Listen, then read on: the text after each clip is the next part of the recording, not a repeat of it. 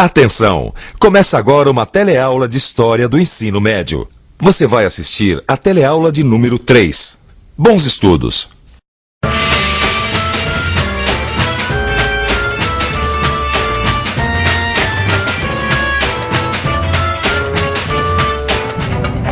Esse aqui é o bairro da Liberdade, em São Paulo, Brasil. Parece outro país, mas não é. Quer ver? Você é brasileiro? Brasileiro. Sou. Sou brasileiro. Meu pai é japonês e a minha mãe já é brasileira. Ela é nascida no Brasil. Não, japonês. Ele veio de que lugar do Japão? Fukushima. Grande parte dessa gente é descendente de imigrantes que vieram da China e do Japão, países que ficam no extremo oriente da Terra. Na teleaula de hoje, você vai conhecer um pouco da civilização do Extremo Oriente. Vai ver como os povos de lá se organizaram, como eram o seu governo, religião e cultura. A nossa teleaula começa agora. Ou melhor, começa há mais ou menos 5.000 anos atrás.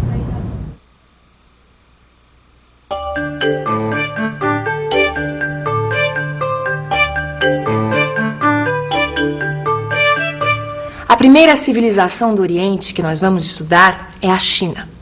A China se localiza no leste do continente asiático. O país é cortado por dois grandes rios, o amarelo e o azul. Junto com outros rios, eles formam vales longos que fertilizam os campos. Essa terra fértil fez com que muita gente se fixasse nas margens dos rios. Até hoje, a China abriga a maior população do planeta.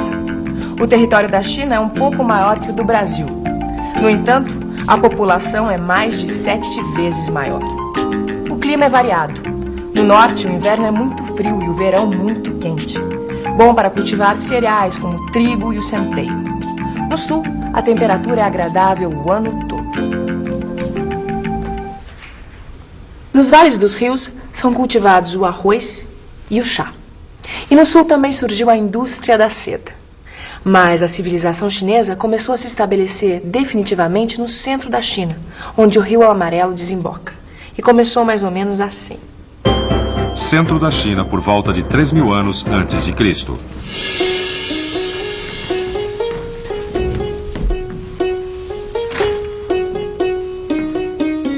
Hoje vou chegar mais tarde. Os homens vão se reunir para escolher um chefe. Pra quê, chefe? Para organizar as coisas por aqui. Já tem muita gente plantando na beira do rio. Cada um diz que é dono da terra. Se não tiver alguém para organizar, sai briga. E você tem ideia de quem vai ser esse chefe?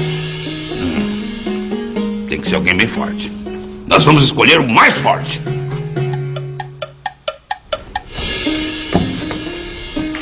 O chefe morreu. Antes ele do que eu. E agora? Os homens vão ter que se reunir para escolher outro chefe. Não precisa. Chefe tem filho, é a mesma coisa que ele. E se o filho morrer?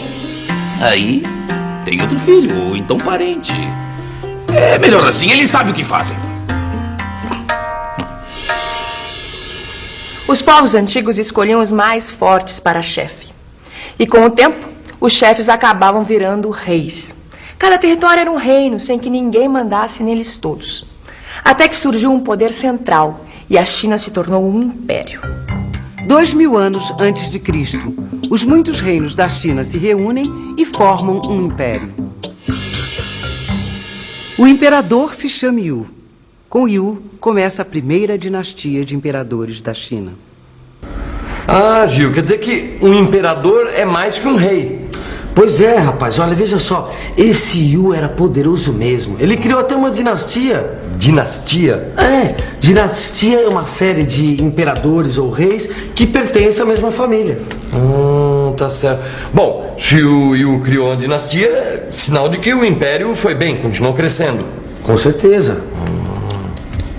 O império cresceu tanto que o poder do imperador foi diminuindo, ao mesmo tempo que o poder dos governantes locais foi aumentando. Até que a China foi dividida em províncias, mais ou menos como os estados brasileiros de hoje. As províncias tinham governadores que o imperador nomeava. Os governadores se tornaram nobres e o império se dividiu em principados. Começa aí a época das guerras civis. Estão dizendo que vai ter guerra. E vai sim! Faz tempo que a gente só tem imperador folgado aqui. Enquanto isso, o nobre do Principado só pensa em avançar na terra dos outros. Vai ter guerra civil, sim! Ô Vicente, Oi. Eu tava pensando aqui. Fala. Você sabe o que é guerra civil? É uma guerra entre pessoas de um mesmo império, de um mesmo país. Ó, na China, por exemplo, essa guerra aconteceu entre os principados. Mas agora eu tô pensando uma coisa. Quando será que essa era de guerras civis acabou na China, hein? 220 a.C. O príncipe Qin Huangdi vence a guerra e se torna imperador. Qin Huangdi. Além de inaugurar uma nova dinastia, esse imperador foi o padrinho do país. A China se chama assim por causa dele, que foi responsável pela Idade de Ouro, quando a China se tornou um dos países mais ricos do mundo. Qin Huangdi construiu a famosa Grande Muralha da China, para se defender dos tártaros que habitavam o norte do país. Pequim, China. Queridos pais, estou adorando essa excursão ao país dos meus avós. Ontem visitei a Grande Muralha. São 2.500 quilômetros de extensão por 4 metros de largura. 300 mil soldados participaram da construção. Impressionante. 200 depois de Cristo. A Grande Muralha detém os tártaros, mas não impede a invasão dos hunos, que vêm pelo norte e estabelecem sua capital na cidade de Nanquim. O império entra em decadência. 1200 depois de Cristo. Os mongóis liderados pelo príncipe Gengis Khan vêm do centro da Ásia para dominar toda a China e o império volta a se unificar. Ô Vicente, tava Oi. pensando aqui, como será que esse povo da China vivia no meio de tanta guerra? Ah, povo, Gil. É tudo a mesma coisa, vive do jeito que pode, né? Na China devia ser do mesmo jeito. Claro. Será que o povo é sempre igual mesmo? Vamos ver. O que acontecia com você quando você desobedecia o seu pai? Na época eu apanhava. Eu acredito que é uma questão de idade. Eu tenho amigos assim que têm uma educação com os pais e são bem liberais. Ele me batia. A família continua, mas algumas coisas mudam. Na China antiga, o pai podia até vender o filho desobediente como escravo. O imperador era o pai de todos os chineses. A sociedade chinesa era formada por castas. Isso quer dizer, o filho do lavrador tinha que ser lavrador. O filho do nobre era nobre. Ninguém trocava de casta ou saía do seu grupo. Lavradores, artesãos e comerciantes formavam a plebe, o povão. As classes nobres eram formadas pelo imperador que governava, os mandarins que ajudavam o imperador a governar e os letrados, especialistas em ler e escrever. Mas Vicente, olha, especialista em ler e escrever, como é que era isso? Precisava. Na China precisava. Olha o alfabeto deles. Tem mais de 2.000 caracteres. Para entender tudo, o cara tem que ser especialista mesmo. Pois é, olha, imperador, mandarim, letrado. Será que lá não tinha um padre, um sacerdote? Como é que era a religião na China? Os chineses não tinham propriamente uma religião. Eles acreditavam num conjunto de regras que todos respeitavam. Quem criava essas regras eram filósofos como Confúcio e Lao Tse. Essas filosofias têm seguidores até hoje. Os chineses eram avançados em relação às civilizações do Ocidente. Veja algumas coisas que eles descobriram ou inventaram antes que os europeus. A seda, na China mais ou menos no ano 3000 a.C., na Europa no século VI. O papel, na China no século II, na Europa no século XIII. A imprensa na China no século XI e na Europa no século XV. A porcelana na China no século XII e na Europa no século XVII. Olha aí, os chineses inventaram o macarrão, que um aventureiro italiano chamado Marco Polo levou para a Europa. Foram os chineses também que inventaram a pólvora. Aqui nesse bairro, assim como na história, a cultura chinesa se mistura com a de uma outra civilização antiga e fundamental, a civilização japonesa. Foi no Japão onde surgiu a pintura sobre a seda. O que nós conhecemos pelo nome de Japão é, na verdade, um arquipélago composto de 4.000 ilhas. Dessas ilhas, 600 são habitadas e apenas 5 são grandes. Tóquio, Japão. Querida Midori, Meus pais vieram do Japão e agora eu voltei para trabalhar aqui. Os japoneses modernos não dependem mais da pesca e da marinhagem, mas as tradições continuam. A arquitetura é diferente das casas, o teatro e os lindos jardins. E eu fico me perguntando como tudo isso começou. Começou assim. Os povos que formaram o Japão vieram do sul da Ásia e da Coreia. Diz a tradição que o fundador do Império Japonês é Amaterasu, o neto da deusa do Sol. Ele recebe o título de Tennos, que quer dizer Rei Celeste. 660 a.C., Jimmu Tenno é o primeiro imperador. Culturalmente, a China domina o arquipélago japonês com suas tradições políticas e religiosas. No século XIII, a cultura chinesa já foi plenamente assimilada. A partir daí, o Japão cria suas próprias tradições.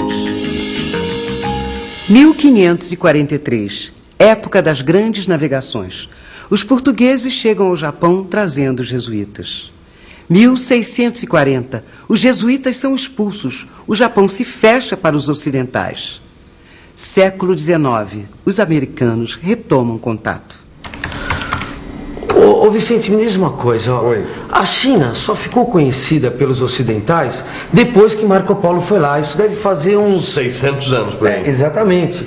E o Japão, que ficou fechado durante 2 séculos? Foi. Não, olha, 1640 até a segunda metade do século XIX. Exatamente. Na verdade, tanto os chineses quanto os japoneses, eles consideravam os estrangeiros meio bárbaros, entendeu? Quase selvagens. Na medida do possível, eles mantinham as fronteiras fechadas para estrangeiros. Século V. O chefe de uma família nobre, Yamato, torna-se imperador. No século VI, as ideias chinesas de Confúcio chegam ao Japão. A sociedade se organiza em castas, como na China, e fixa-se a capital do império na cidade de Nara. O poder político é dividido entre o Tenno e o regente, uma espécie de primeiro-ministro. Depois de 3 séculos de guerra civil, o Tenno cai fora do jogo político. E o regente torna-se o chefe da guerra, o Shogun. O Shogun governa os aristocratas, com a ajuda dos samurais, que são os guerreiros. No século XVII, a dinastia de Shoguns, Tokugawa, cria uma barreira militar que isola o Japão do resto do mundo. Na verdade, Gil, quem isolou o Japão do mundo foi um shogun chamado Tokugawa com seus samurais. E ele nem tinha ideia de como ele ia ficar famoso entre os ocidentais. Mas vem cá, será que os japoneses tinham algum código de comportamento assim como os chineses ou um outro tipo de religião? Não, os japoneses eram animistas. Eles acreditavam que todas as coisas tinham alma e que os espíritos estavam por toda parte. A religião era o shintoísmo.